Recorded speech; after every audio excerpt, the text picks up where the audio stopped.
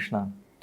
तो अभी spiritual economics के ऊपर जो हम चर्चा कर रहे हैं, तो उस चर्चा को आगे बढ़ाते हुए आज हमारा चर्चा का विषय जो है, जैसा कि आज का टाइटल जो है लेक्चर का, वो क्या है?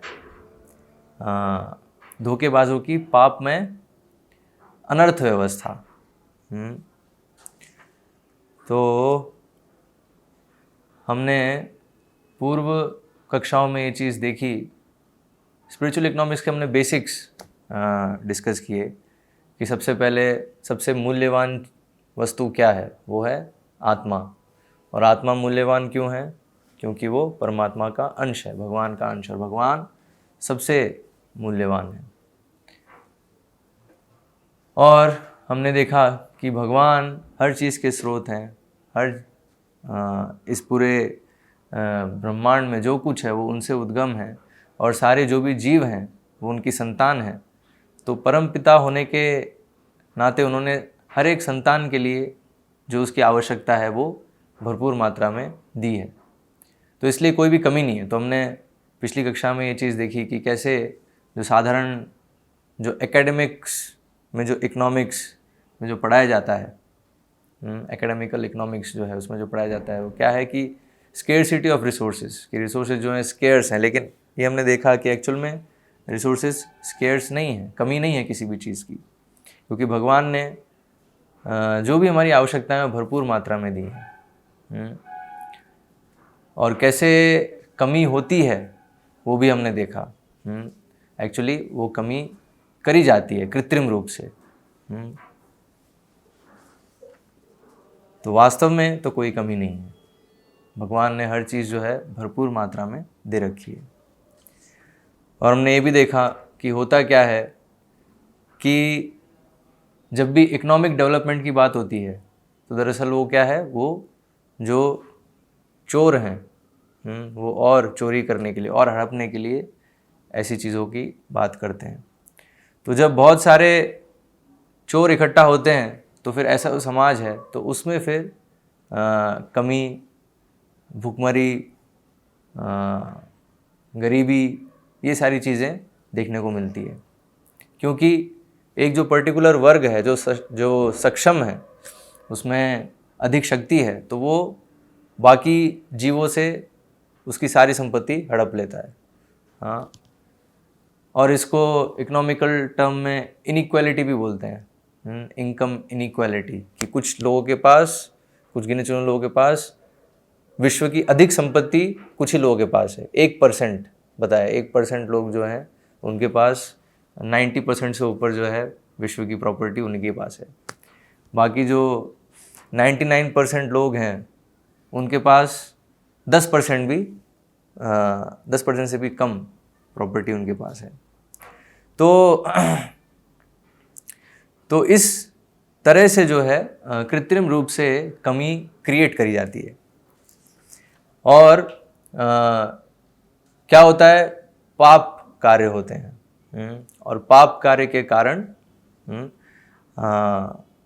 फिर जो है और दंड मिलता है प्रकृति से, तो प्रकृति जो है वो कम फिर देने लगती है, तो उसमें भी फिर कमी होती है। तो वो हमने देखा। तो इसलिए जो यज्ञ नहीं करते, तो भगवद गीता में बताया, जो यज्ञ नहीं करते तो वो क्या है, वो चोर हैं। तो अभी जो यज्ञ नहीं करते, ठीक है, तो अभी बोलेंगे अरे ऐसा कैसे? तो इसका बस एक चीज़ से हम सिद्ध कर सकते हैं कि अभी जो वर्तमान युग है तो उसमें लोग यज्ञ नहीं करते। बहुत ही सिंपल। वो बोले सब प्रमाण क्या है? तो प्रमाण बहुत सिंपल है। जब हम बोलेंगे यज्ञ तो तुरंत प्रश्न आएगा, यज्ञ क्या होता है? तो जब यज्ञ के बारे में पता ही नहीं तो ये क्लियर है कि यज्ञ नहीं कर रहे हैं लोग, ठीक है। तो इसलिए जो आधुनिक समाज है तो वो तो क्या है, पूरे चोरों से भरा पड़ा है। सिर्फ जो भक्तगण हैं जो संकीर्तन यज्ञ कर रहे हैं उनको छोड़कर बाकी सब जो हैं वो इसी मानसिकता से ग्रस्त हैं, चोर वाली मानसिकता की, और मैं ले लूँ और मैं ले लूँ। और इसके कारण फिर जो है कमी होती है, स्केर्सिटी ऑफ रिसोर्सेज के कारण क्रिएट की जाती है। अभी हम देखते हैं ये जो पाप वृत्ति है ये आई कैसे, इतनी बड़ी कैसे? तो ये आज हम देखेंगे, क्योंकि जो आधुनिक इकोनॉमिक्स जो हम देख रहे हैं, आधुनिक समाज की जो इकोनॉमी है, दरअसल वो क्या है, वो एग्जैक्टली जो आज मैंने टाइटल दिया है इस लेक्चर का, वो सेम है ना। वो जो पापी लोग हैं, चोर हैं, पाप कार्यों में लिप्त हैं, अभी उनके पाप कार्यों को चलाने के लिए क्या व्यवस्था होनी चाहिए, वो दरअसल मॉडर्न इकोनॉमी है। इसलिए वो अर्थव्यवस्था नहीं हो, क्या है, अनर्थ व्यवस्था है। तो ये शुरुआत हुआ परीक्षित महाराज के जाने के बाद। जब तक परीक्षित महाराज का शासन था तब तक जो हम बात करी आर्य, जो लोग समझते हैं कि जीवन का लक्ष्य क्या है, तो उनको क्या कहते हैं, आर्य। तो आर्यों की जो सभ्यता है वो सभ्यता थी, कायम थी कब तक, परीक्षित महाराज के समय तक, अर्थात 5000 वर्ष पहले। तो परीक्षित महाराज, तो यहाँ भागवतम में वर्णन आता है कि जब तो परीक्षित महाराज जब शासन कर रहे थे तो पूरा जो ये जो श्लोक हमने देखे ईशोपनिषद के, जो शुरू के जो 2 श्लोक है ना, ईशावास्यम इदम सर्वम, कि ये सब कुछ ईश्वर का है और भगवान ने हर एक को उसका कोटा दिया है, जो उसकी आवश्यकता है उतना दिया है। तो हमको समझना चाहिए हमारी जो आवश्यकता है उतना लेना चाहिए, और हमारी आवश्यकता से अधिक है समझना चाहिए कि ये किसका है और उसको स्वीकार नहीं करना चाहिए, है ना। तो उसका अनुवाद है उस श्लोक का। तो एग्जैक्टली जो राजर्षि हैं वो ये चीज़ निर्धारित करते हैं कि ये चीज़ रहे। तो राजर्षि जो है वो एक पिता के जैसे कार्य करते हैं और प्रजा जो है उनकी संतान के जैसे। तो प्रजा को ऐसी कोई समस्या ना हो और सब आध्यात्मिक मार्ग में प्रगति करे, ये आर्य सभ्यता है। ठीक है, तो ये जो आर्य सभ्यता है वो परीक्षित महाराज के काल तक बिल्कुल चल रही थी। और वो जगह जहां पे आर्य सभ्यता है उस जगह को क्या बोलते हैं, जहां पे आर्य सभ्यता है, नहीं वो तो आर्य समाज आर्य सभ्यता एक ही चीज होगी, वो जगह आर्यव्रत, यस, आर्यव्रत या ब्रह्माव्रत। तो ये जो दरअसल जो भी जो भारत भूमि हम देख रहे हैं, एक्चुअली परीक्षित महाराज के समय पूरा विश्व जो है वो आर्यव्रत था, क्योंकि पूरे विश्व में ये सभ्यता थी जिसमें जो इसका जो बुनियाद थी वो क्या है, आत्म साक्षात्कार, भगवत साक्षात्कार, जो हमने समझा सबसे मूल्यवान चीज़ है, उसको प्राप्त करने के लिए मनुष्य जीवन है। ठीक है, तो उसी पे आधारित, इसी शिक्षा पे आधारित पूरी सभ्यता थी, तो वो आर्य सभ्यता थी। लेकिन परीक्षित महाराज के जाने के बाद, उनके जाने के पश्चात फिर धीरे धीरे कली अपना प्रभाव दिखाने लगा। तो ये हम सब जानते हैं कि जब तक भगवान कृष्ण थे इस भूमि, इस धरातल पे, तब तक कली अपना प्रभाव दिखा नहीं पाया था। उस समय बहुत सारे असुर थे, बहुत ही खतरनाक असुर थे, लेकिन उन सब का वध महाभारत के युद्ध के समय कर दिया गया। तो उसके बाद जो बचे बहुत ही मतलब हम कह सकते हैं ऐसे असुर बचे, मतलब जिनकी आसुरिक वृत्ति है लेकिन इतने शक्तिशाली नहीं है, ऐसे कुछ असुर बचे। तो कली जो है उनमें से एक था कि कली, अभी कलयुग आना है, तो कली भी क्या है, एक असुर है। तो उसमें लेकिन इतनी शक्ति नहीं है जितनी हम देखते हैं जो द्वापर युग के असुरों के पास थी जो शक्तियाँ। ठीक है, तो भागवतम में यहाँ प्रथम स्कंद में वर्णन आता है कि जब परीक्षित महाराज पूरे विश्व का भ्रमण कर रहे होते, राज्य का एक निरीक्षण करने के लिए कि हर जगह जो है सही से कार्य चल रहा है, ये वैदिक जो है ज्ञान उसके अनुसार ही शासन हो रहा है, ये जब देखने के लिए जाते हैं निरीक्षण पे, तो वो क्या देखते हैं कि एक बिल्कुल नीच व्यक्ति राजा की पोशाक पहना हुआ है और बैल को मार रहा है। हाँ, तो जब परीक्षित महाराज ने ये चीज़ देखी तो तुरंत उन्होंने उसको मृत्युदंड देने का निश्चय किया। और जैसे ही, तो ये कौन था, ये व्यक्ति, नीच व्यक्ति, ये कली था, है ना। तो कली ने जब देखा कि अरे अब तो परीक्षित महाराज मुझे मारने वाले हैं, तो उसने तुरंत उनकी शरण ले ली कि नहीं, मुझे माफ़ कर दो, मैं भी आपकी प्रजा हूँ। तो अब क्योंकि उसने शरण ले ली तो इसलिए परीक्षित महाराज ने उसे माफ़ कर दिया, उसे मृत्युदंड नहीं दिया, लेकिन उसे कहा कि तुम यहाँ नहीं रह सकते, तुम मेरे राज्य में नहीं रह सकते, ठीक है, क्योंकि तुम अधर्म के मित्र हो। तो तुम अधर्म के मित्र हो, इसलिए तुम यहाँ नहीं रह सकते, तुम जाओ कहीं। लेकिन फिर उसने बोला, लेकिन मैं तो आपकी प्रजा हूँ, तो मुझे कृपया कुछ स्थान दीजिए रहने के लिए। मैं कहा मेरा क्या होगा अगर मुझे कोई रहने के लिए जगह नहीं मिली तो परीक्षित महाराज फिर क्या, उसे 4 जगह देते हैं कली को रहने के लिए। तो 4 जगह क्या है, एक तो जहाँ नहीं, वो तो बाद में आता है, बाद में आएंगे अपन, पहले सिंफुल इकोनॉमी पहले समझते हैं। सिंफुल है ना, तो सिंफुल क्या है, तो पापमय क्या है। तो ये 4 पाप कार्य जो है, तो क्या है, एक तो पशुओं की हत्या, ठीक है, पशुओं की हत्या जहाँ होती है, अर्थात कत्ल खाने, बूचड़ खाने जो हैं, स्लॉटर हाउसेस, ठीक है, वो तो वहाँ कली का वास है, ठीक है। और अच्छा, कली के पास ये शक्ति भी है कि उसके पास ऐसा शरीर है कि वो दिखेगा नहीं, यस, है ना। तो इसलिए बोलेंगे अरे कहाँ है कली, कहाँ है, वो हमारी आंखों से दिखेगा नहीं, उसके पास ये शक्ति है, वो गायब हो सकता है। ऐसे देवी देवताओं के पास शक्ति है ना, अगर इंद्र हैं तो इंद्र आएंगे हमें दिखेंगे नहीं, क्योंकि उनके पास शक्ति है, वो गायब हो सकते हैं। तो उसी प्रकार कली के पास भी शक्ति है कि वो इनविजिबल रह सकता है, ठीक है। वो सिर्फ वो कली से शक्तिशाली कोई व्यक्ति होगा वही देख पाएंगे उसको। परीक्षित महाराज देख सके, क्यों, क्योंकि परीक्षित महाराज उससे शक्तिशाली थे। और ये जैसे ही उसने समझ लिया कि ये तो मुझे भी मार देंगे, मेरी शक्ति तो कम है इनके सामने, तो तुरंत उसने शरण ले ली। भगवान ने उसको बुद्धि दी कि शरण ले लो तुम ठीक है। तो इसलिए हमें समझना है कि भागवतम की अथॉरिटी है, भागवतम में बताया है कि ये चीज़ है। तो इसलिए जहाँ पर भी कत्ल खाने हैं, जहाँ पर पशु हत्या हो रही है, तो वहाँ पर कली का वास है, ठीक है। और इसका एक और मतलब क्या है कि कली जो है प्रयास करेगा इन चीज़ों को बढ़ाने के लिए, प्रोत्साहन देने के लिए, क्योंकि इससे उसका जो है प्रभाव बढ़ रहा है, ठीक है। जितने ज़्यादा कत्ल खाने होंगे उतना उसका जो है प्रभाव बढ़ेगा, उतना उसको रहने की जगह मिल रही है ना। तो इस तरह से जो पशु हत्या, जिस भी जगह पे पशु हत्या हो रही है, तो वहाँ पर कली का वास है। फिर दूसरी कौन सी जगह दी, जहाँ पर भी नशा हो रहा है, जहाँ पर भी इंटॉक्सिकेशन, नशा है, तो वहाँ पर भी कली का वास होगा, ठीक है। फिर तीसरी जगह कौन सी दी, जहाँ पर भी जुआ है, गैम्बलिंग जहाँ पर भी है, ठीक है। तो जुआ जहाँ पर भी होगा, गैम्बलिंग किसी प्रकार की होगी, वहाँ पर भी कली का वास होगा।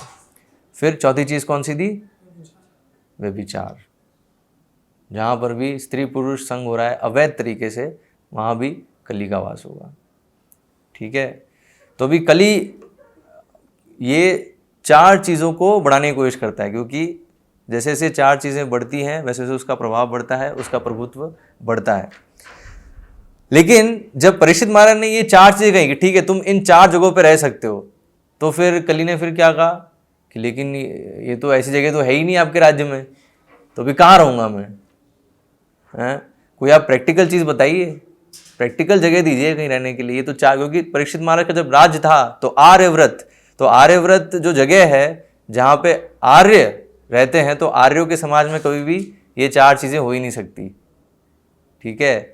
तो अब परीक्षित महाराज उनका शासन है, तो कली ने देखा ठीक है आपने 4 चीज़ें दी हैं, लेकिन अभी ये तो है ही नहीं, तो प्रैक्टिकल अभी क्या होगा। तो फिर परीक्षित महाराज ने सोचा और फिर एक और स्थान दिया। हाँ, तो वो श्लोक हम पढ़ेंगे।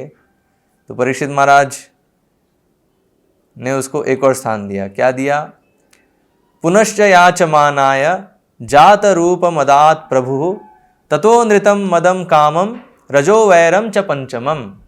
तो पंचमम 5वां स्थान कौन सा दिया, कली ने जब कुछ और याचना की तो राजा ने उसे उस स्थान में रहने की अनुमति प्रदान की जहाँ सोना उपलब्ध हो। तो स्वर्ण, जहाँ पर भी स्वर्ण है तो वहाँ पर कली का वास है, क्योंकि जहाँ जहाँ स्वर्ण होता है वहीं वहीं असत्य, मद, काम, ईर्ष्या तथा वैमनस्य रहते हैं। मतलब जहाँ पर भी स्वर्ण होगा तो वहाँ पर ये 4 पाप कार्य होने की संभावनाएं अधिक हैं, पक्का। मतलब सिर्फ जब परीक्षित महाराज जैसे राजा होंगे है ना, राजर्षि होंगे, तभी निर्धारित किया जा सकता है कि स्वर्ण भी है, तब भी ये चीज़ें नहीं होंगी। जैसे हम देखते हैं कि उस समय जो मुद्राएं थी वो स्वर्ण मुद्राएं होती थी। तो अभी बोलेंगे अरे तो अभी इसमें तात्पर्य में शिला प्रभुपाद बताएंगे ये चीज़ कि स्वर्ण में है कली का वास, लेकिन किस स्वर्ण में है, जो स्वर्ण को स्टॉक किया गया है। अगर वो फ्लो में है, तो जैसे कॉइन्स, अगर उसकी कॉइन्स है, गोल्ड कॉइन्स है, और उसके रूप में अगर वो फ्लो में है, तो फिर कली उसमें रह नहीं पाएगा। जहाँ पर भी स्टॉक करेंगे हम, वहाँ पर कली का वास होगा। ठीक है, तो परीक्षित महाराज ने हमेशा ये ध्यान रखा कि इस तरह से कहीं पर भी वो स्वर्ण को ऐसे स्टॉक नहीं रखें, स्वर्ण को हमेशा वो चलायमान रखें। ठीक है, तो हालांकि परीक्षित महाराज ने स्वर्ण एक स्थान दिया, प्रैक्टिकल स्थान कली को रहने के लिए, लेकिन फिर आगे यहाँ बताया कि कैसे उन्होंने फिर ये भी निर्धारित किया कि कली अपना, इवन स्वर्ण में रहने पर भी वो अपना प्रभाव नहीं दिखा पाए। ठीक है, तो इसलिए ऐसा नहीं है कि अभी स्वर्ण में अगर कली का प्रभाव है तो हम स्वर्ण यूज़ ही नहीं कर सकते, उसका उपयोग है, भगवान के समय में उसका उपयोग कर सकते हैं, लेकिन अगर उसको हम स्टॉक करेंगे और अपने लालच के लिए अगर हम उसका प्रयोग करेंगे तो फिर कली जो है हमें प्रभावित कर देगा। तो अभी तात्पर्य में श्रील प्रभुपाद ये चीज़ बता रहे हैं कि कैसे यहाँ से ये जो घटना घटी, इसके बाद से ये जो मॉडर्न इकोनॉमी जो हम देख रहे हैं कैसे वो प्रकट हुई। दरअसल ये क्या है, जो मॉडर्न जो इकोनॉमी है, इट इज़ कलीज इकोनॉमी, है ना, वो कली की इकोनॉमी। कली ने अभी उसका स्वर्ण में उसका वास है। ठीक है, तो अभी वो प्रयास करता है इसी के माध्यम से लोगों का जो लालच है, जो काम, लोभ, इसको बढ़ाकर, इसको यूज़ करके उनको पापमय क्रियाओं में लिप्त करना। और ये फिर एक साइकिल है ना, उसमें व्यक्ति फंस जाता है। फिर क्या है, इसलिए चीटर्स एंड चीटेड, तो लोग धोखा खाना चाहते हैं और उनको धोखेबाज ऐसे मिल जाते हैं। तो जो उनको और पापमय क्रियाओं में लगाते हैं, क्या बताकर, ये लालच देकर कि आपकी जो इच्छाएं हैं वो पूरी हो जाएंगी। ठीक है, लेकिन एक्चुअल में वो समझ नहीं रहे कि वो कैसे अपने ही पैर पे कुल्हाड़ी मार रहे हैं। एक्चुअली यही है मॉडर्न इकोनॉमी, मतलब यही है, अपने पैर पे कुल्हाड़ी मारना। वो हम देखेंगे अभी। तो यद्यपि महाराज परीक्षित ने कली को रहने के लिए 4 स्थानों में रहने की अनुमति दे दी, किंतु उनके राज्य में ऐसे स्थानों को ढूंढ पाना कठिन था, क्योंकि महाराज परीक्षित के शासन काल में ऐसे स्थान कहीं भी ना थे जहाँ पर ऐसे पाप कार्य हो रहे हो, ऐसे कोई भी स्थान नहीं था। अतएव कली ने राजा से कुछ ऐसा देने के लिए याचना की जो व्यवहारिक हो और उसके कपट कार्यों के काम आ सके। तो कपट कार्यों के काम आ सके, व्यवहारिक हो, प्रैक्टिकल हो कुछ। तो इस प्रकार महाराज परीक्षित ने उसे उस स्थान में रहने की अनुमति दे दी जहां सोना रहता है, क्योंकि जहां सोना होता है वहां उपयुक्त चारों वस्तुएं तो पाई ही जाती हैं, उनके अतिरिक्त वैर भी रहता है, तो द्वेष, है ना, एनवी, वो भी होती है। इस तरह कली स्वर्ण मानकीकृत हो गया। तो यहाँ जो है कली क्या है, गोल्ड स्टैंडर्डाइज्ड हो गया। हाँ, जो गोल्ड स्टैंडर्डाइज हो गया, तब से ये जो मॉडर्न इकोनॉमी है वो चालू हो गई, वहाँ से उसका जन्म हो गया एक्चुअली। तो श्रीमद् भागवत के अनुसार सोना असत्य, भाषण, मादक, द्रव्य सेवन, वैश्यावृत्ति, ईर्ष्या तथा शत्रुता को प्रोत्साहन देता है। तो ये है स्वर्ण, तो इसलिए बेस्ट है भक्तों के लिए तो इससे दूर रहना। ठीक है, क्योंकि ये सब चीज़ें वो पैदा करता है। यहाँ तक कि स्वर्ण मानक विनिमय तथा मुद्रा भी बुरे होते हैं। तो अगर गोल्ड स्टैंडर्डाइज करेंसी भी अगर हम यूज़ करेंगे तो वो भी जो है बुरा है। तो भी बोलेंगे बुरा कैसे है, कैसे बुरा है, क्योंकि हमने देखा अगर गोल्ड कॉइन है, ठीक है, तो गोल्ड कॉइन में अगर हम ट्रांजैक्शन कर रहे हैं तो वो तो ठीक है। तो अगर गोल्ड स्टैंडर्डाइज्ड करेंसी है तो करेंसी में ट्रांजैक्शन करने में क्या दिक्कत है?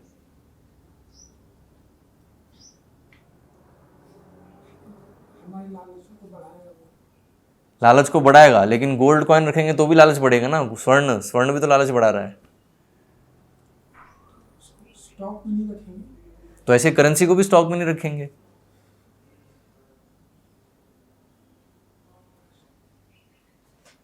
अभी यहाँ एक बहुत इंपॉर्टेंट जो है कंसेप्ट आता है समझने के लिए। अगर ये चीज़ समझनी है आपको तो बहुत ही इंपॉर्टेंट एक चीज़ पहले समझनी पड़ेगी कि मनी और करेंसी, इनमें क्या अंतर है? इनमें कोई अंतर है? अभी के हिसाब से नहीं है। अब जो सिस्टम है चलो अभी यहाँ पे आते हैं हम वैल्यू, जो हमने पहली जो क्लास जो करी थी, वैल्यू है ना। तो हमने देखा कि आत्मा की वैल्यू है, परमात्मा की वैल्यू है, और बाकी सब चीज़ों की वैल्यू है इस संदर्भ में। तो एक प्रश्न आता है ना कि जो पदार्थ है, अभी जैसे उदाहरण के तौर पे ये टेबल है, तो अभी इसकी वैल्यू हम कैसे निर्धारित करेंगे प्रैक्टिकल चीज़ में? तो एक चीज़ है, तो पहले जो बार्टर सिस्टम होता था, बार्टर है ना, कि हम ये जो टेबल है इसी के जितना मतलब इसमें जितना लेबर लगा है, जो भी मटेरियल लगा है, ठीक है, और जो व्यक्ति इसको बना रहा है वो क्या निर्धारित कर रहा है, मतलब वो इसके बदले में कितना अन्न या कितना जो है लेने के लिए तैयार है। मतलब उसको मैं कितना अन्न या कितना दूध या कितना घी, या हम अगर गोल्ड कॉइन में आ जाए तो कितना मैं उसको गोल्ड कॉइन दूं तो वो मुझे ये टेबल दे देगा, ठीक है। और ये मार्केट डिसाइड करता है एक्चुअली, वो मार्केट में जो डिमांड रहेगी है ना उसके अनुसार प्राइस डिसाइड होगी। अभी हाँ, तो मनी बेसिकली क्या है, वो स्टोर कर रहा है वैल्यू। मतलब अभी इस टेबल की जो वैल्यू है वो store, it is stored in something.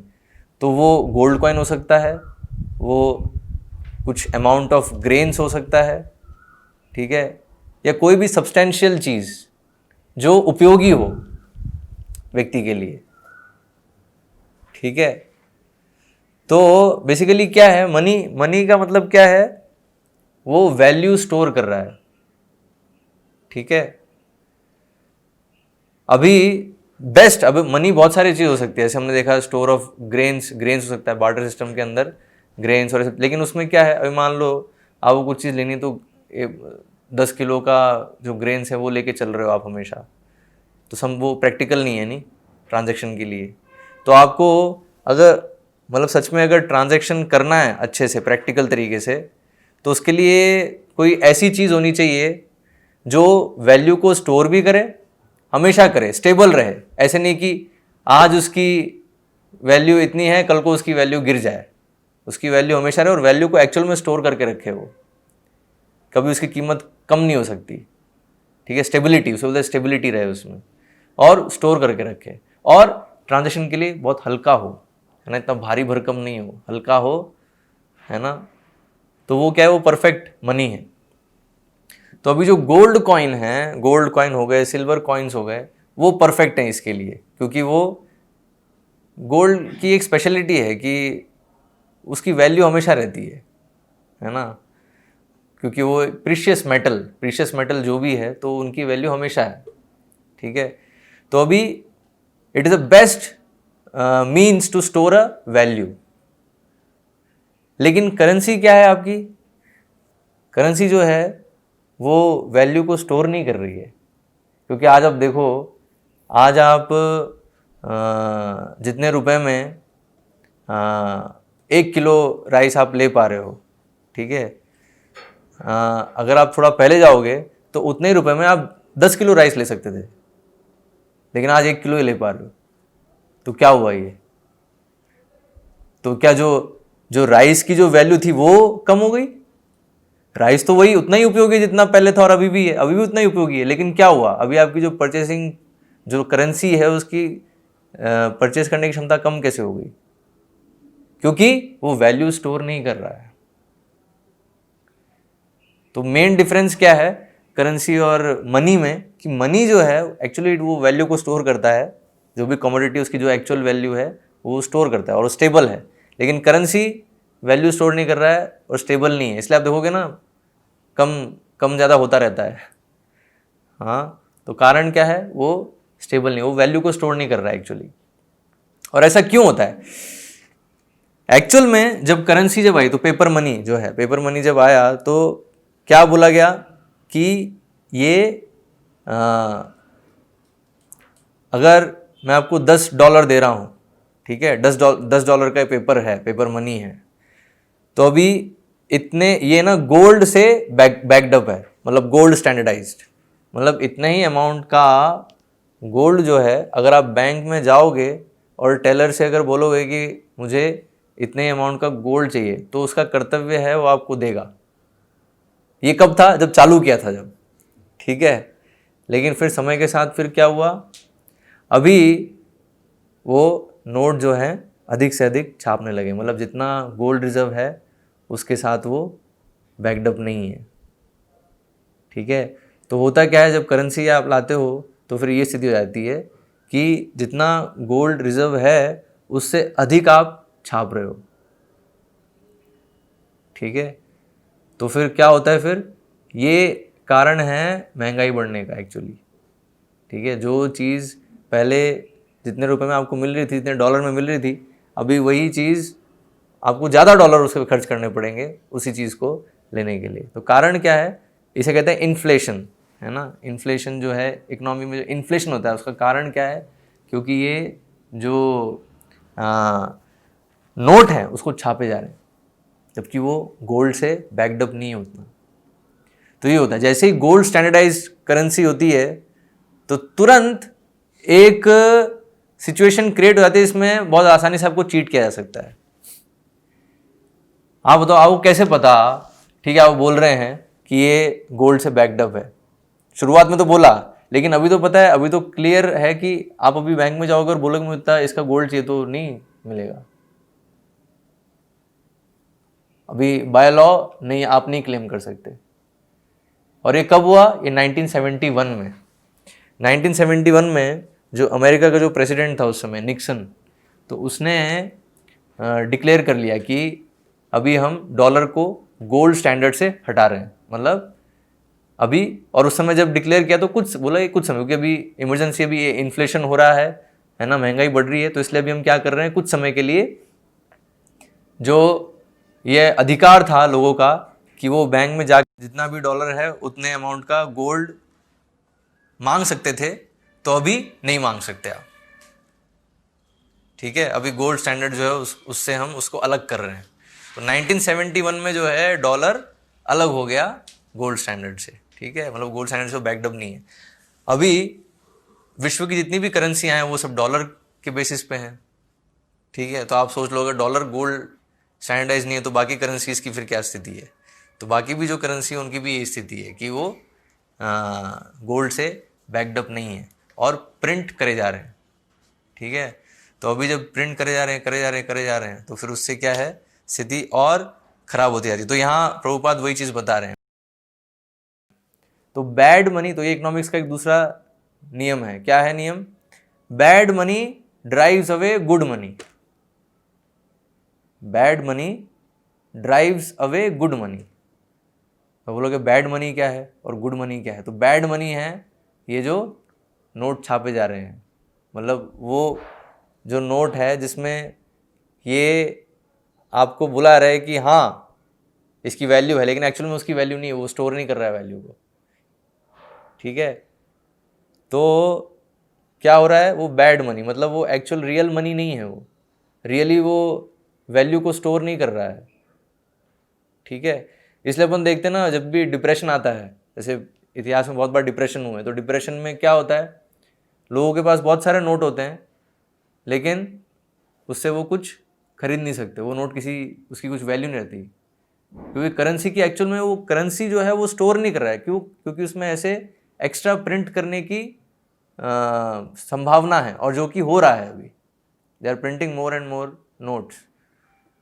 जैसे अभी आप बोलते हो ना, अभी जैसे अभी आ रहा था, अभी न्यूज़ में बहुत बार आ रहा था ना कि अभी कोरोना के कारण जो आर्थिक स्थिति अभी नीचे जा रही है, तो इसके लिए वी आर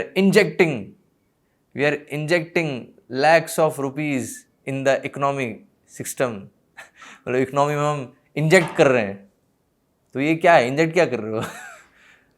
दरअसल वो क्या है, वो नोट प्रिंट करके फिर उसको इंजेक्ट करेंगे, और कहाँ से करेंगे? तो इसलिए अब देखो क्या हो रहा है एक्चुअली में। नाउ यू अंडरस्टैंड एक्चुअली कितना बड़ा धोखा हो रहा है, इसलिए टाइटल रखा है धोखेबाज। आप इमेजिन नहीं कर सकते कितना बड़ा, अभी मैं बताऊंगा तो विश्वास नहीं होगा एक्चुअली, लेकिन दिस इज द रियलिटी। क्या हो रहा है, सब मेहनत कर रहे हैं, ठीक है, कार्य कर रहे हैं, जॉब कर रहे हैं, किसके लिए? इस करेंसी के लिए एक्चुअली, जिसमें एक्चुअल में वैल्यू नहीं है, कभी भी डिवैल्यूड हो सकती है, और डिप्रेशन में हमेशा होती है, ठीक है।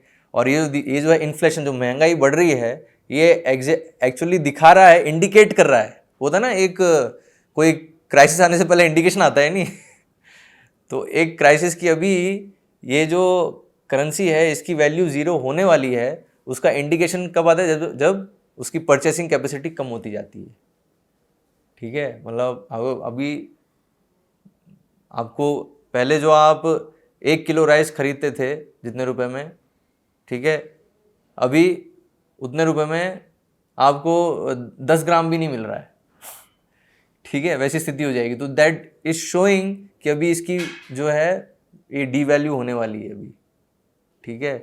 तो उसे बोलते हैं क्रैश। ऐसा इतिहास में बहुत बार हुआ है, इतिहास में यू नो मैनी इवन जो 5000, अभी तो हम ये जो डिस्कस कर रहे हैं कली का जो इंसिडेंस है, दिस इज़ 5000 ईयर्स बैक, ठीक है। तो अभी जो 5000 ईयर्स की जो हिस्ट्री है, इसमें ऐसा बहुत बार हो चुका है, बहुत सारे ऐसे एम्पायर्स आए हैं, फ्लरिश हुए, लेकिन फिर उन्होंने यही चीज़ करी, उन्होंने क्या किया, बैड मनी इंट्रोड्यूस कर दी। बैड मनी क्या है? जिसमें एक्चुअल में वैल्यू नहीं है, ठीक है। और उससे फिर क्या होता है, bad money drives away good money, क्योंकि फिर होता क्या है, लोग फिर उसको खर्चा करते हैं, जो असली जो मनी है, जो रियल वैल्यू स्टोर कर रहा है, उसको वो अपने पास रखते हैं, उसको थोड़ी खर्चा करेंगे वो। तो इसलिए आप देखोगे अभी एक्चुअल में हो क्या रहा है, जो मैंने अभी बताया ना 1%, जो 1% लोग हैं, 1% जो लोग हैं जिनके पास अधिक से अधिक संपत्ति है, 90% से ऊपर संपत्ति है विश्व की, सो दे हैव द जो गोल्ड रिजर्व है वो उनके पास है एक्चुअली उतने अमाउंट का। हाँ, सो तो वो क्या है, जो असली जो चीज़ है वो तो अपने पास रख, लेकिन जो बैड मनी है उसको वो मार्केट में डाल रहे हैं। तो फिर क्या है, अभी तो एक्चुअली ऐसी स्थिति आ गई है कि गुड मनी तो है ही नहीं अभी क्योंकि जो करेंसी है it is not having value. जब से वो 1971 में जब निक्सन ने जब डिक्लेयर किया, तब से दे आर प्रिंटिंग, ठीक है। तो डॉलर वैसे प्रिंट हो रहे हैं, तो उसी के तरह फिर सारी जो करेंसीज हैं उनका भी वही हाल है। तो हो क्या रहा है एक्चुअली, हम काम कर रहे हैं, बहुत मेहनत कर रहे हैं, लेकिन फिर हमें मिल क्या रहा है, वो नोट मिल रहे हैं जिसकी वैल्यू नहीं है एक्चुअली। तो हो क्या रहा है, हम जो भी मेहनत कर रहे हैं, जो भी सर्विस हो रही है, जो प्रोडक्शन हो रहा है, ठीक है, तो वो गुड्स जो हैं वो तो एक्चुअली में कोई और उसका उपयोग कर रहा है, मजा ले रहा है एक तरह से, लेकिन हमें जो बदले में जो मिलना चाहिए था उसका कुछ भी वैल्यू नहीं मिल रहा है एक्चुअली, ठीक है। So this what is modern economy means you work hard day and night, ठीक है, for this earning this currency, और उसका फिर परिणाम क्या होगा, that you go more and more into डेब्ट एंड, है ना, मतलब और ज़्यादा कर्ज में जाना, और बिल्कुल भी समय नहीं मिलना अपने इवन फैमिली लाइफ के लिए भी, you know, even normal life के लिए भी समय नहीं है, ठीक है। तो ये चीज़ होगी कि आपका अधिक से अधिक समय चला जाएगा वो करेंसी कमाने के लिए, लेकिन करेंसी आएगी तुरंत वो खर्च हो जाएगी, ठीक है, एंड देन जो ultimately will be left with only loans है ना। ये चीज़ हो रही है एक्चुअली, क्योंकि हमें एक्चुअल में वैल्यू जो है, जो हमारे काम जो हम कर रहे हैं उसका एक्चुअल वैल्यू मिल नहीं रहा है। This what is happening and it is very difficult. जो मंद हैं उनके लिए चीज़ समझना बहुत मुश्किल है, बहुत कठिन है कि एक्चुअली क्या हो रहा है उनके साथ। सो दिस इज़ व्हाट, है ना, वो जो थोड़े जो इंटेलिजेंट लोग हैं, हाँ, वो इस तरह सिस्टम बना रहे हैं कि दे टेक अवे, मतलब ऐसे करेंसी वो डालते हैं और करेंसी फिर वापस ले लेते हैं एंड जो आम व्यक्ति है वो समझ नहीं पाता क्या हो रहा है।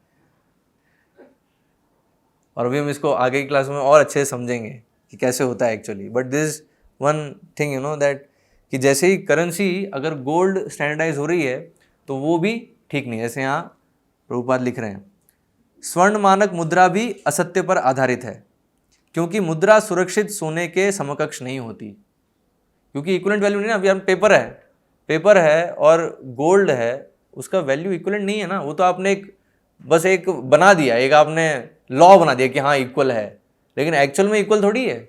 अगर वैल्यू वाइज एनालिसिस करें तो नहीं है एक्चुअल में इक्वल। वो बस वो एक क्या है, एक कंसेंट है कि हम उसको मान रहे हैं कि हाँ इसकी वैल्यू है, हमें मना दिया गया है और हम मान रहे हैं। एक्चुअल में उसकी वैल्यू इक्वल है ही नहीं। तो इसका मूल सिद्धांत झूठा है क्योंकि मुद्रा नोटों को वास्तविक सुरक्षित स्वर्ण से अधिक मात्रा में जारी किया जाता है। यहाँ पर ऊपर लिख रहे हैं। तो ये प्रॉब्लम है करेंसी के साथ, समझ रहे हैं। तो जो करेंसी गोल्ड स्टैंडर्डाइज्ड है तो उसके साथ ये प्रॉब्लम है कि झूठ पे आधारित है। वो उसका जो है उसका प्रिंटिंग वो स्वर्ण से अधिक मात्रा में कर देंगे वो, और कर ही रहे हैं अभी।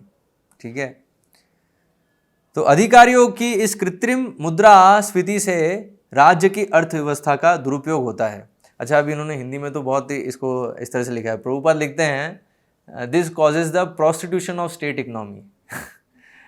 मतलब जो इकोनॉमी अर्थव्यवस्था है उसका क्या है, उसका प्रोस्टिट्यूशन होता है, उसका शोषण होता है ना। शोषण होता है और एक तरह से प्रोस्टिट्यूशन मतलब वैश्यावृत्ति है ना। वैश्यावृत्ति होती है एक्चुअली इकोनॉमी, अर्थव्यवस्था की वैश्यावृत्ति होती है। तो इसलिए वही है। तो जैसे ही अर्थव्यवस्था की वैश्यावृत्ति होती है तो क्या है, वो अनर्थव्यवस्था हो जाती है तुरंत, फिर वो अर्थव्यवस्था नहीं रहती। तो यहाँ इसलिए बताया कि जैसे ही अगर गोल्ड स्टैंडर्डाइज करेंसी है तो फिर वो ऐसे वैश्यावृत्ति हो जाती है अर्थव्यवस्था की। तो अधिकारियों के इस कृत्रिम मुद्रास्फीति से राज्य की अर्थव्यवस्था का दुरुपयोग होता है। बुरे धन या कृत्रिम मुद्रा नोटों के कारण वस्तुओं के दाम कृत्रिम रूप से बढ़ जाते हैं, है ना। इसलिए महंगाई बढ़ती है ना। तो कभी आपको प्रश्न आया होगा ना, यार क्या क्या हो रहा है, ये चीज़ तो वही है तो इसका दाम मतलब वैल्यू तो हमेशा वही रहना चाहिए, क्यों भाई। तो उसके लिए बताया नहीं, इसकी डिमांड बढ़ गई है ना। डिमांड बढ़ गई तो इसका प्राइस कम हो गया है। हाँ, डिमांड कम है इसकी और सप्लाई भी कम है। हाँ, तो वो जो सप्लाई डिमांड का जो इनइक्वालिटी है उसके कारण प्राइस हो रहा है ना। इस तरह से बताया जाएगा आप, लेकिन एक्चुअल में ये कारण नहीं है। हाँ, एक्चुअल जो कारण है वो है क्योंकि वो उस करेंसी पे आधारित है। उस करेंसी का जो है उसका जो है हम बोल सकते हैं उसकी जो क्वांटिटी है उसकी मात्रा में जो है वृद्धि हो रही है और उसके कारण ये जो है महंगाई बढ़ती है। लेकिन अगर हम यहाँ प्रभुपाद अभी आगे बताएंगे, अगर हम जो ओरिजिनल जो धन है मतलब ओरिजिनल मनी है जो कि एक्चुअली वैल्यू को स्टोर करे, अर्थात गोल्ड कॉइन्स, प्रीशियस मेटल्स जो हैं, तो गोल्ड कॉइन्स हो गए, सिल्वर कॉइन्स हो गए, तो ये जो हैं ये अगर होंगे तो फिर कभी भी ये महंगाई की प्रॉब्लम नहीं आएगी। क्यों? क्योंकि वो हमेशा एक्चुअल जो मूल है उसको स्टोर करके रखेगा और वो स्टोर हमेशा जो वैल्यू है उस चीज़ की वो हमेशा वही रहेगी। ठीक है। तो बुरे धन या कृत्रिम मुद्रा नोटों के कारण वस्तुओं के दाम कृत्रिम रूप से बढ़ जाते हैं। बुरा धन अच्छे धन को बाहर निकाल फेंकता है। तो ये एक नियम है इकोनॉमिक्स का, है ना, कि bad money drives away good money. हाँ, तो बुरा धन अच्छे धन को बाहर निकाल फेंकता है। ये जब गोल्ड कॉइन्स जब यूज़ करते थे उस समय कैसे किया इन लोगों ने पता है? वो जैसे ये वर्णन आता है एथेंस साम्राज्य था तो वो भी ऐसे बहुत फ्लरिश हो रहा था, बहुत उसका जो है प्रभुत्व था। जैसे अभी अमेरिका की जैसी स्थिति है तो वैसे ही एथेंस की स्थिति थी। लेकिन फिर उसने फिर युद्ध छेड़ दिया अपने जो पड़ोसी मुल्क हैं उनके साथ। तो युद्ध के कारण फिर क्या हुआ, जब भी युद्ध होता है ना तो फिर पैसा चाहिए, है ना, उसमें बहुत खर्चा होता है। ठीक है। तो अभी क्या किया उन लोगों ने, तो उस खर्चे को बनाए रखने के लिए क्योंकि किसी भी हालत में युद्ध को रोक नहीं सकते, युद्ध तो जारी रहेगा, ठीक है। और सालों सालों तक युद्ध चल रहा है। तो उन्होंने फिर क्या किया, इसे बेसिकली कहते हैं डिबेसमेंट ऑफ करेंसी, मतलब डिबेसमेंट ऑफ मनी। मतलब जो वो उस समय गोल्ड कॉइन्स यूज़ कर रहे थे तो उसकी वैल्यू उन्होंने घटा दी। कैसे घटाई? जो भी गोल्ड कॉइन्स थे, जितने भी उस समय इकोनॉमी में यूज़ हो रहे हैं, उनको उन्होंने कलेक्ट किया, ठीक है। कैसे? टैक्स और इन सब चीज़ों के माध्यम से कलेक्ट किया, जो भी आ रहा है, जितना भी आ रहा है उनके पास, उसको फिर क्या किया, उसको कॉपर के साथ मिक्स कर दिया। कॉपर के साथ मिक्स करके, तो अभी मान लो 1000 कॉइन्स आए उनके पास, ठीक है। अभी 1000 कॉइन को मेल्ट किया, मेल्ट करके उसको फिर कॉपर के साथ मिक्स किया, और अब उस कॉपर को इस तरह से मिक्स किया कि वो जो 1000 कॉइन थे उसी के अभी 2000 कॉइन बन गए, और दिखने में लगेंगे बिल्कुल गोल्ड कॉइन जैसे, लेकिन उसमें भी कॉपर मिक्स है, वो प्योर गोल्ड नहीं है वो। तो अभी क्या, उसकी वैल्यू कम हो गई ना अभी, ठीक है, लेकिन मात्रा बढ़ गई। और एक्चुअली में वैल्यू कम हुई, लेकिन लोगों को पता नहीं चला, लोग मतलब ये तो गोल्ड कॉइन ही लग रहा है, ठीक है। लेकिन फिर थोड़े समय बाद लोगों को फिगर आउट होने लगा, रही है तो, क्योंकि कॉपर की मात्रा बढ़ती गई तो कुछ समय बाद लिखा ये तो कॉपर ही है, गोल्ड तो है रहा ही नहीं इसमें, ठीक है। तो फिर लोग फिर जो है समझ गए कि ये तो भाई चीटिंग हो रही है। और फिर वहाँ आता है, फिर जो है पूरा जो एथेंस का जो साम्राज्य है पूरा उस तरह से नष्ट हो जाता है, क्योंकि वो जब भी इस तरह से जब बुरा धन आ जाता है तो फिर वो पूरी जो है वो फिर डाउनफॉल हो जाता है फिर। तो बुरा धन अच्छे धन को बाहर निकाल फेंकता है। तो उस समय तो वो गोल्ड कॉइन में वो ऐड कर रहे थे इम्प्योरिटी, अभी क्या है, गोल्ड को ही निकाल दिया है, तो जरूरत ही नहीं है गोल्ड की, तो लो पेपर लो। अब पेपर कितना छापेंगे, वो जो उसको कंट्रोल कर रहे हैं उनके ऊपर है। आप और हम तो, हमारे ऊपर तो वो बना दिया है, लीगल नॉर्म्स बना दिए हैं, ठीक है। अब फॉलो ही करना पड़ेगा आपको। लेकिन एक्चुअल में है विकल्प, वो आगे देखेंगे। पहले हम, लेकिन ये चीज़ समझना बहुत ज़रूरी है कि कैसे जो आधुनिक जो व्यवस्था है इसमें कितनी बड़ी धोखेबाजी हो रही है, और बहुत ही लीगल तरीके से, क्योंकि सभी चोर हैं नहीं, सभी चोर है तो सारे नियम ऐसे बनाते कि तुम भी चोरी करो, हम भी चोरी करें, सब चोरी कर सकते हैं, ठीक है। तो अतएव कागज मुद्रा के स्थान पर असली सोने के सिक्के विनिमय हेतु प्रयुक्त होने चाहिए।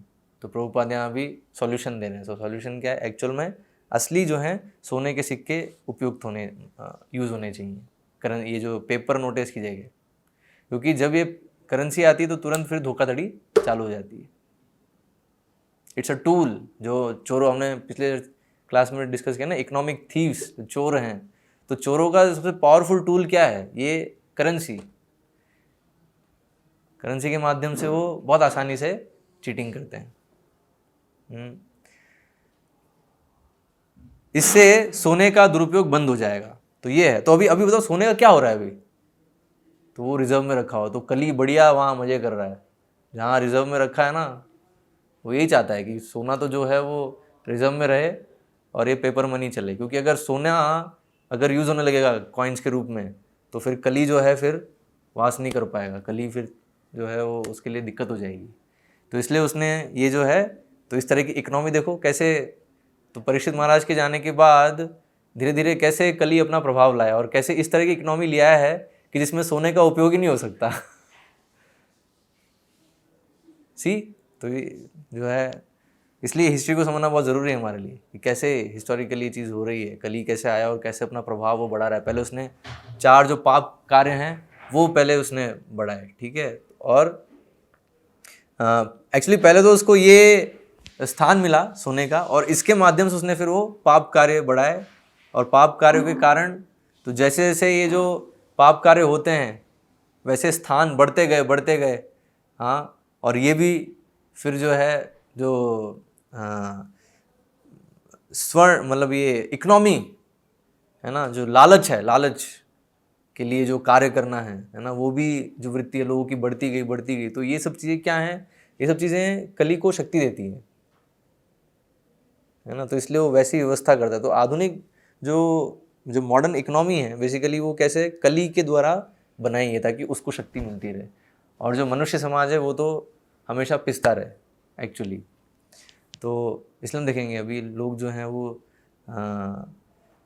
जो है संतुष्ट नहीं है। कारण क्या है? क्योंकि जहाँ पर ये पाप कार्य होंगे वहाँ पे कभी भी लोग सुखी और संपन्न हो ही नहीं सकते, नॉट पॉसिबल। हाँ, और हम देखेंगे क्या है संपन्न नहीं। अभी एक बहुत बड़ा भ्रम है ना कि अभी हम और एडवांस हो रहे हैं। तो अभी प्रभुपाद का मैं एक कोट पढ़ूंगा जिसमें प्रभुपाद ये चीज़ दिखा रहे हैं कि एक्चुअल में क्या संपन्नता है। कुछ नहीं है संपन्नता। तो पहले हम यहाँ पर सॉल्यूशन देख लेते। तो यहाँ बता रहे हैं कि अगर सोने के सिक्के अगर हम यूज़ करेंगे करेंसी की जगह, तो फिर सोने का दुरुपयोग बंद हो जाएगा। तो स्त्रियों के स्वर्णाभूषण गुण के अनुसार नहीं अपितु भार के अनुसार कंट्रोल पर बेचे जाए। तो ये बोलेंगे तो स्त्रियों का फिर क्या होगा? क्या वो फिर स्वर्ण उपयोग नहीं कर सकते आभूषण के लिए, सुंदरता के लिए? होता है नहीं, स्त्रियां यूज़ कर सकती हैं लेकिन एक कंट्रोल्ड वे में। ऐसे नहीं कि अनाप शनाप जो है बस वो भी संग्रह करे जा रहे हैं और उसको यूज़ करे जा रहे हैं, नहीं, एक कंट्रोल्ड वे में वो उसका उपयोग कर सकते हैं। इससे लेकिन फिर भी उसमें बहुत ध्यान रखना होगा, बहुत सतर्कता रखनी होगी। तो इससे काम, ईर्ष्या तथा शत्रुता को प्रोत्साहन नहीं मिलेगा। जब सिक्कों के रूप में वास्तविक स्वर्ण मुद्रा होगी तो असत्य, वैश्यावृत्ति इत्यादि को जन्म देने में सोने का प्रभाव स्वतः रुक जाएगा। तो ये है ना। तो क्योंकि अभी क्या हो रहा है, अभी हमने करेंसी इशू कर दी है और जो स्वर्ण है वो ऐसे स्टॉक करा हुआ है, कहीं ना कहीं वो स्टॉक रखा हुआ है, वो यूज़ नहीं हो रहा है एक्चुअली। तो वो जो स्टॉक है उससे क्या हो रहा है, उससे ये सारी जो क्योंकि कली को शक्ति मिल रही है उससे, और वो फिर अपना ये पाप कार्य जो है, जो 4 स्थान उसको मिले हैं, उसको भी वो बढ़ाया जा रहा है। तो अभी यहाँ बताया अगर हम सोने को यूज़ करें सिक्कों के रूप में तो फिर ये असत्य, वैश्यावृत्ति इत्यादि को जन्म देने में सोने का प्रभाव स्वतः रुक जाएगा। तो फिर ये जो प्रभाव है कली का सोने के माध्यम से ये सब चीज़ें उत्पन्न करने का, वो उसका जो प्रभाव है वो रुक जाएगा। ठीक है, क्योंकि रिजर्व नहीं होगा ना अभी। फिर क्या होगा? भ्रष्टाचार भी रुक जाएगा। फिर भ्रष्टाचार विरोधी मंत्रालय की जरूरत नहीं रह जाएगी, जो वैश्यावृत्ति तथा असत्य का ही दूसरा नाम है। तो एक्चुअल में यही है। तो ये जो करेंसी है ना, यही सारी समस्या की जड़ है एक्चुअली। अगर गोल्ड कॉइन्स यूज़ हों जिसकी एक्चुअल वैल्यू है, तो जितनी भी इकोनॉमिकल जो समस्याएं हैं वो ऑलमोस्ट ख़त्म हो जाएंगी। अगर बस ये सिर्फ एक चीज़ करें कि करेंसी का यूज़ बंद है, पेपर मनी जो है ना इसका यूज़ मत करो। ठीक है, तो मतलब 99% इकोनॉमिक प्रॉब्लम सॉल्व है, क्योंकि हमने देखा कि already everything is in abundance, हर चीज़ है। लेकिन ये जो करेंसी है ना, इसके माध्यम से स्केर्सिटी, पावर्टी सब क्रिएट करी जाती है। जैसे हमने पिछली बार देखा था स्केर्सिटी कैसे क्रिएट करी जा रही है कि एक व्यक्ति जा रहा है जिसके पास प्रभाव है ना, जो वो 1% वाले उसमें आता है, वो जा रहा है और वो बैंक से लोन ले रहा है। कितना? इतना जो अन्न है स्टॉक करने के लिए जितना उसकी आवश्यकता नहीं है, लेकिन अभी उतना उसने अन्न स्टॉक कर लिया, अब वो उसको रोक रखा हुआ है अभी कि जब इसकी प्राइस बढ़ेगी तब बेचूंगा मैं, है ना। तो स्केर्सिटी क्रिएट कर रहा है वो। लेकिन क्यों कर पाया क्रिएट? क्योंकि उसको लोन मिला। लोन कैसे मिला? क्योंकि एक्चुअली लोन का भी ऐसे ही है, जब बैंक से हम लोन लेते हैं, है ना, तो वो जो लोन मिलता है वो एक्चुअल में उसका कोई वो नहीं है, वो it is just created that time. मतलब वो एक नंबर में वो क्रिएट होता है उस समय। वो मतलब रियल एग्जिस्टेंस में है नहीं वो। ठीक है, आगे इसके विषय में और चर्चा करेंगे। बैंक्स जो हैं किस तरह से काम करते हैं, इसी सिस्टम के भाग है ना वो। तो वो किस तरह से काम करते हैं कि then people get more and more cheated, more and more, है ना। वो फिर ऐसे चक्रों में फंस जाते हैं कि अब तो वो गधे वाली स्थिति हो जाती है एग्जैक्टली। ठीक है, तो लेकिन कारण क्या है? क्योंकि दे वांट टू चीटेड, है ना। प्रभुपाद कहते थे ना, चीटर्स एंड चीटेड, है ना। जब ये जो समाज है, हाँ, जो अनार्यों का जो समाज है, जो आर्य नहीं है ना, जिनके जीवन का लक्ष्य सिर्फ खाओ पियो ऐश करो, है ना, तो वो लोग क्या हैं? वो लोग हमेशा उनका जो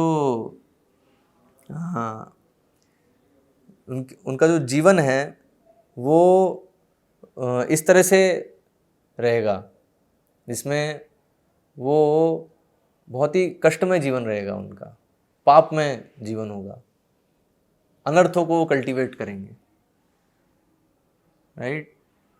तो इसलिए वो हम देख रहे हैं अभी ऐसा हो रहा है, लेकिन आर्य जो व्यवस्था है उसमें ऐसा नहीं होता है।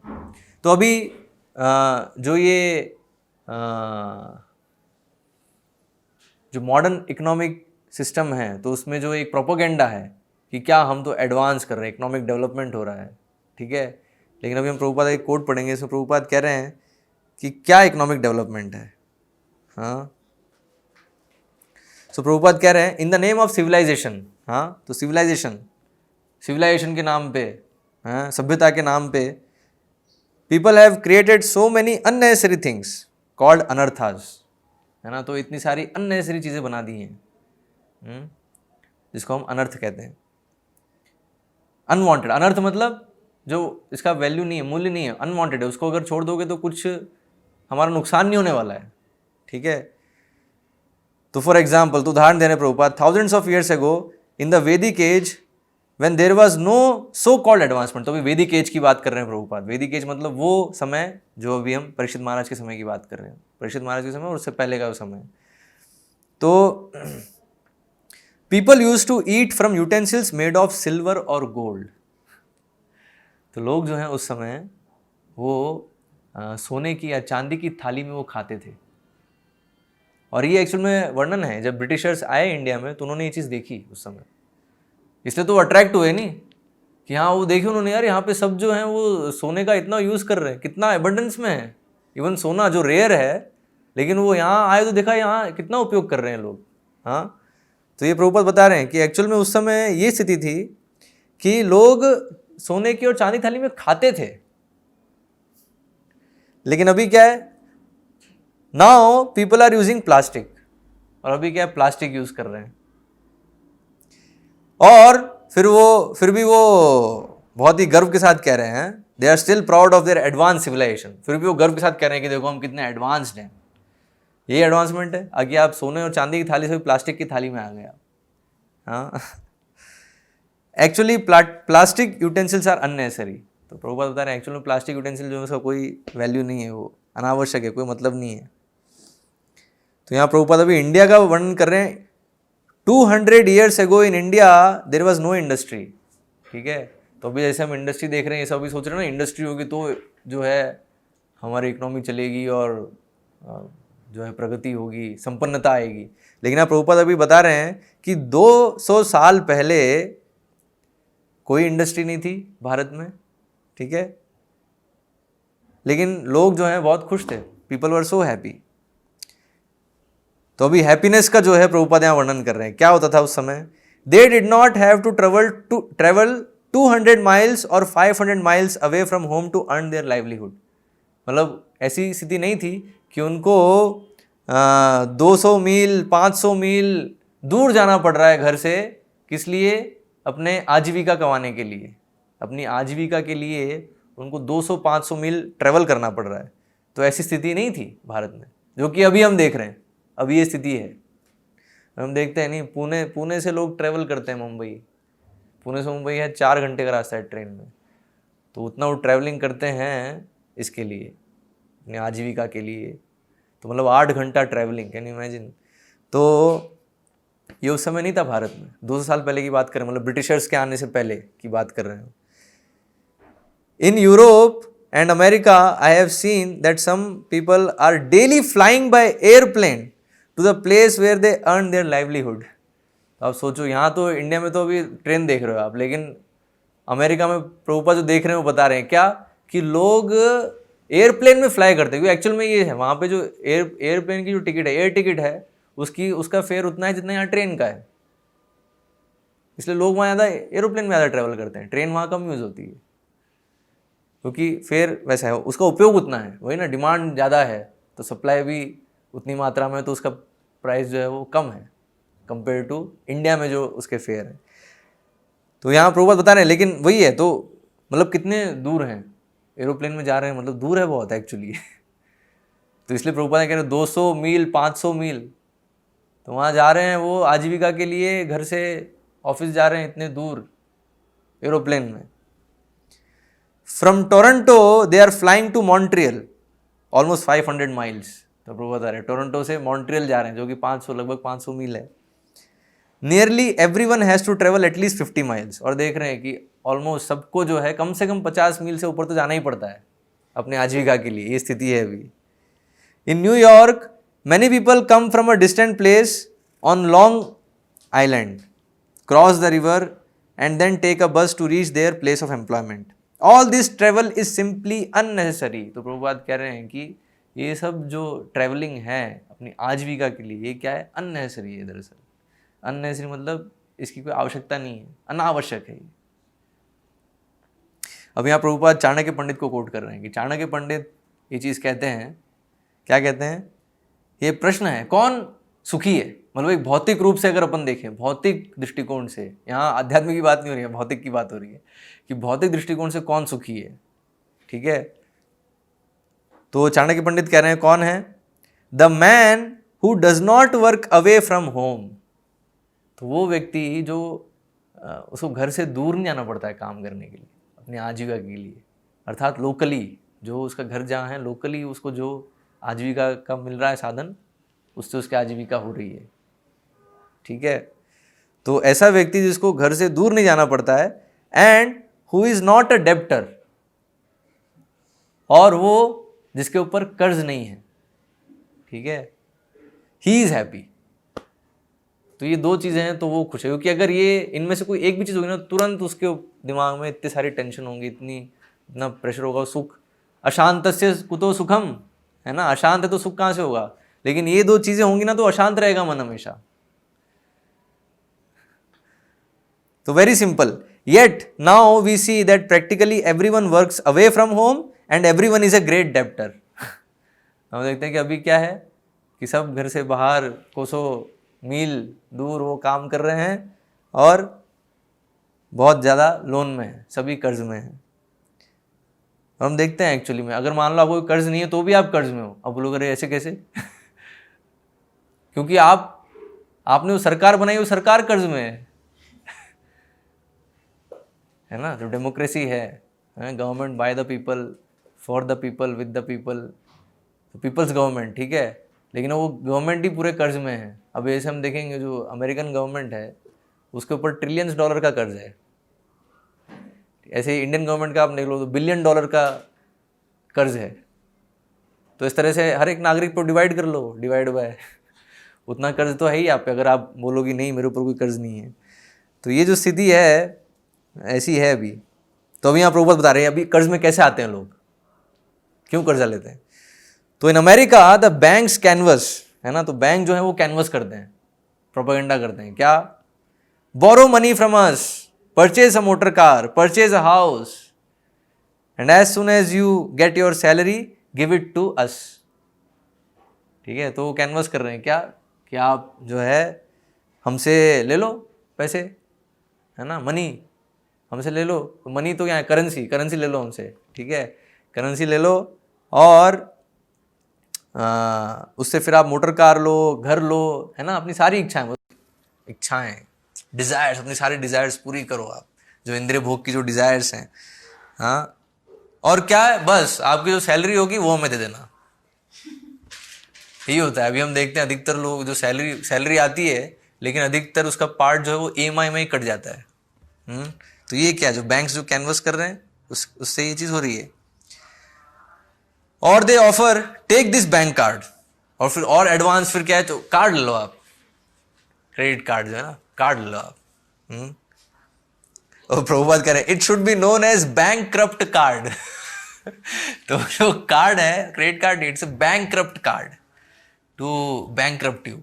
बेसिकली आपको बिल्कुल पेनीलेस बनाने के लिए वो कार्ड है। ये सब चालें हैं दरअसल। So if you take the card and deposit your money in the bank, then you can purchase whatever you like with the card. ठीक है, तो आपको भी ऐसा लगेगा कि हाँ यार कार्ड हो गया तो बढ़िया है, मैं सब कुछ खरीद सकता हूँ, बहुत आसान हो गया, बहुत सुविधाजनक हो गया। हाँ, but soon you are without any money. लेकिन थोड़े समय बाद आप क्या देखोगे, सब पैसा गायब। खर्चा इतनी जल्दी हो गया, सब गायब। And all you have left is that card. और आपके पास जो बचा वो क्या है, बस वो कार्ड बचा रह गया बस.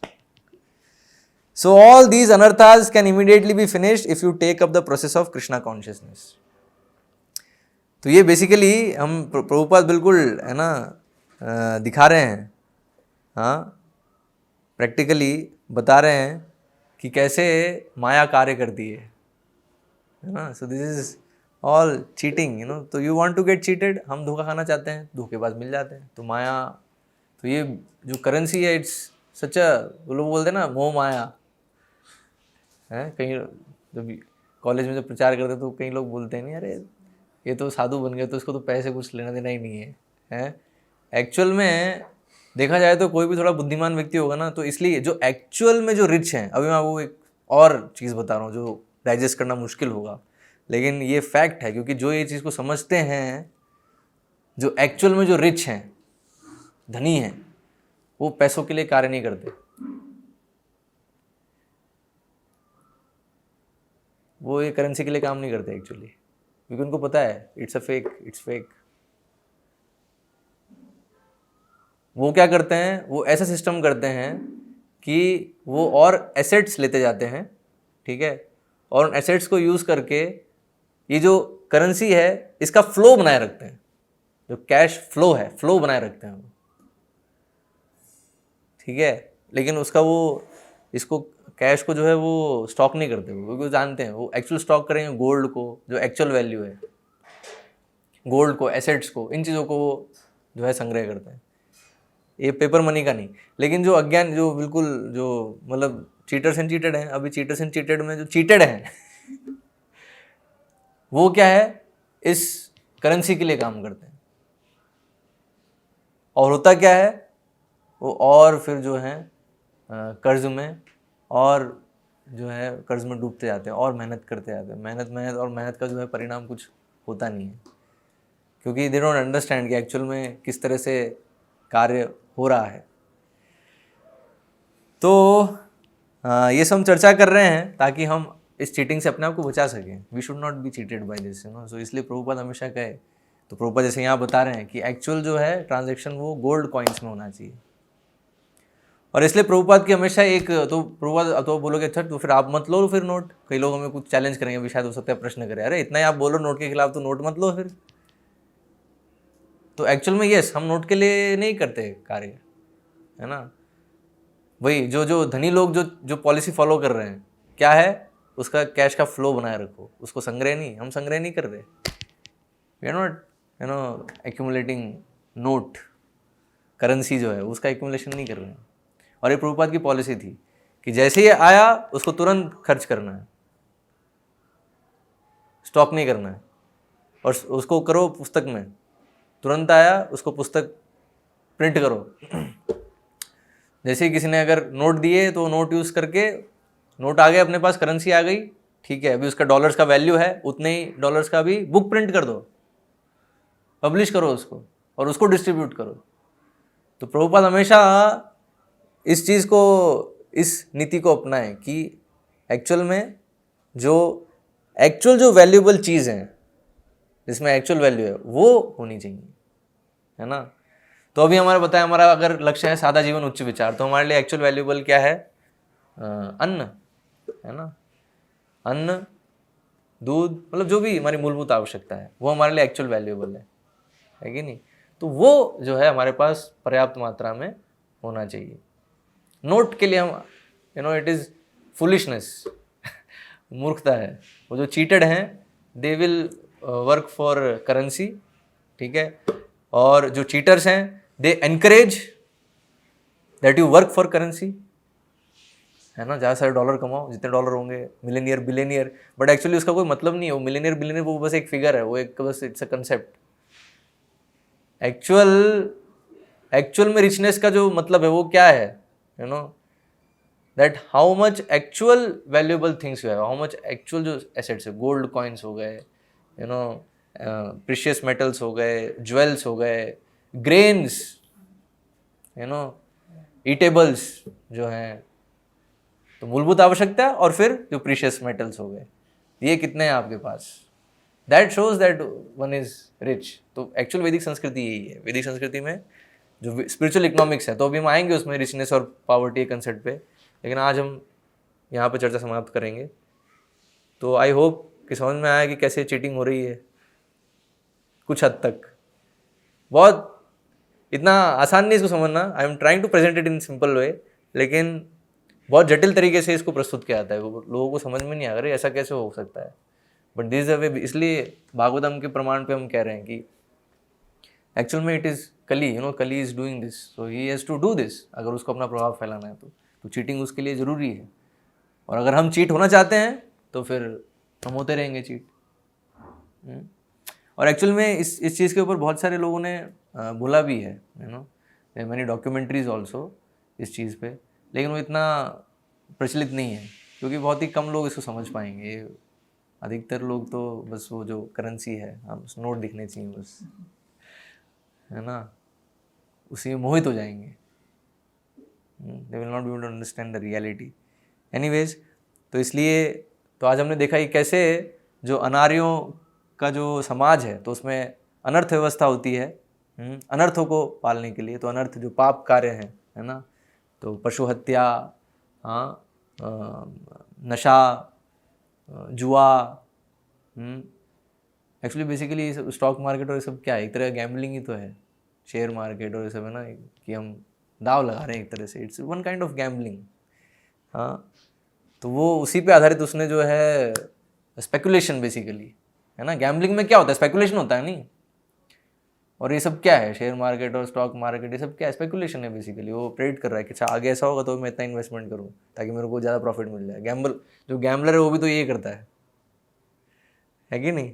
तो इसलिए ये पूरा हम समझ सकते हैं शास्त्र दृष्टि से कि जो मॉडर्न जो सिस्टम है पूरा, इट इज़ कली system and it is for cheaters and cheated, जो धोखा खाना चाहते हैं और धोखेबाजों का है। इसलिए इस चीज़ को अगर हम अच्छे से समझेंगे तो एटलीस्ट हमें ये हमारा जो संकल्प है वो दृढ़ हो पाएगा कि we have to get out of this system. हमें हमारा जो सिस्टम होना चाहिए वो स्पिरिचुअल इकोनॉमिक्स वाला होना चाहिए, रियल वेल्थ पे आधारित होना चाहिए, रियल वैल्यूएबल जो है उस पर। तो आज हम यहाँ समाप्त करेंगे, कल आगे चर्चा करेंगे। कोई प्रश्न है? इन्फ्लेशन जो है ज़्यादा नोट्स छापने पे कैसे बढ़ता है? ज़्यादा नोट यदि छापते हैं हाँ, तो प्राइस तो अभी देखो मार्केट में नोट ज़्यादा हो गए ना, तो लोगों के पास खरीदने की क्षमता बढ़ गई, ठीक है। तो अभी लेकिन जो क्वांटिटी है वो तो लिमिटेड है। तो अभी क्या होगा, जैसे ही मार्केट सेंस करेगा कि अच्छा अभी जो है इस इतने प्राइस में ज़्यादा लोग ले पा रहे हैं अभी, तो उसकी फिर बढ़ जाएगी प्राइस, क्योंकि ये उस पर चल रहा है ना, डिमांड और सप्लाई पे। अभी डिमांड ज़्यादा है, सप्लाई कम है, तो क्या होगा, प्राइस बढ़ जाएगी उसकी, है ना। क्योंकि आधुनिक उसमें क्या है, जो प्रोडक्शन, जो इंडस्ट्रियल प्रोडक्शन है वो तो लिमिटेड ही है ना, वो भगवान का दिया हुआ नहीं है, तो लिमिटेड ही है, उसकी लिमिटेड सप्लाई है। तो जब और जो इवन जो फूड प्रोडक्ट्स हैं तो उसको भी ऐसे स्केर्सिटी कर रखा है नहीं, कुछ लोगों ने स्टॉक कर रखा है, तो वो जैसे जैसे प्राइस बढ़ रहा है उसके अनुसार वो रिलीज़ कर रहे हैं वो। तो क्या होता है, जब ये होता है लोगों के पास अभी अधिक नोट हैं, ठीक है, तो अभी वो जैसे ही ये सेंस होता है मार्केट को तो तुरंत उसकी प्राइस फिर बढ़ जाती है कमोडिटीज़ की। लेकिन अगर गोल्ड कॉइन्स होंगे तो ये चीज़ नहीं हो सकती, समझ रहे हैं, क्योंकि गोल्ड कॉइन का एक्चुअल वैल्यू है और उस वैल्यू के आधार पे अच्छा अभी जो भी कमोडिटी एग्जिस्ट कर रही है उसका वैल्यू है, वो चेंज नहीं हो सकता अभी, क्योंकि गोल्ड लिमिटेड है सप्लाई में। लेकिन करेंसी को आप कितना भी छाप सकते हो ना, छापो छापो छापो, फिर एक पॉइंट जब आता है, जब एक लिमिट है ना इसकी भी, कितने हद तक आप जो है नोट छापते रहोगे और है ना ऐसे इन्फ्लेशन होता रहेगा। तो यही होता है दरअसल, इन्फ्लेशन, और इन्फ्लेशन आता है फिर तुरंत फिर जो है क्राइसिस, डिप्रेशन होता है, डिफ्लेशन हो जाता है। जो इकोनॉमिक डिप्रेशन बोलते हैं अपन, वो यही होता है नहीं, उसमें क्या है, महंगाई बढ़ रही है, ये जो है नोट छापे जा रहे हैं, फिर एक पॉइंट पे आके क्रैश, है ना, डिप्रेशन, उसे कहते हैं डिप्रेशन, कि अभी करेंसी बिल्कुल डिवैल्यू हो गई, इसका कोई मतलब नहीं है। ऐसे ये 1929 में अमेरिका में हुआ है ना, डिप्रेशन, ग्रेट डिप्रेशन हुआ था, अभी 2008 में हुआ था रिसेंटली, और अभी लग रहा है आने संभावना भी दिख रही है अभी अभी जिस समय में है हम। हाँ, लेकिन हर क्रैश में देखने को मिलता है जो गोल्ड है उसकी वैल्यू हमेशा रहती है, बिकॉज इट इज़ लिमिटेड। हाँ, और वो एक्चुअल करेंसी का कार्य कर सकते हो उसको कोई, लेकिन ये क्या है, छापते आएंगे तो फिर उसकी वैल्यू फिर नहीं रहती फिर।